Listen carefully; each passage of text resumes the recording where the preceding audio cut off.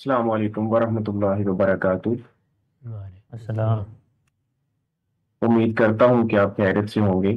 گاندھی صاحب، میں یہ پوچھنا چاہتا ہوں کہ کچھ چیزیں ایسی ہیں جو ہماری تاریخی روایت کے اندر ایک طرح کی گڈمٹ کر دی گئی ہیں۔ مثال کے طور پر حسن علیہ الصلوۃ والسلام کو جب میدان کربلا کے اندر ایک بری طرح شہید کر دیا گیا، پھر ان کے جسم کو، اور صحیح بخاری کے مطابق ان کے سر کو ابن زیاد کے پاس لے جایا گیا، پھر اس نے چھری کے ساتھ اس کی طرف اشارہ کیا۔ میرا سوال یہ ہے کہ ان کے جسم کے ساتھ کیا کیا گیا، اور ان کے سر مبارک کو کہاں پر دفن کیا گیا، اور جو عراق کے اندر ان کا مقبرہ ہے اس کی تاریخی حیثیت کیا ہے؟ کیا وہ وہیں پر مدفون ہے، اور ان کے سر کو کہاں پر دفن کیا گیا؟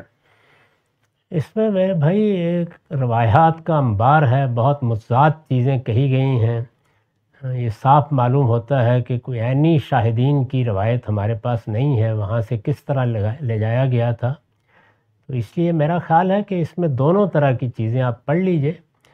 میرے علم کی حد تک مولانا عتیق الرحمن سنبلی صاحب کی کتاب واقعہ کربلا ایک نئے مطالعے کی روشنی میں بہت اچھی کتاب ہے۔ اس میں بہت متوازن طریقے سے ان سب واقعات کو بیان کیا گیا ہے، اس کا آپ مطالعہ کر لیں۔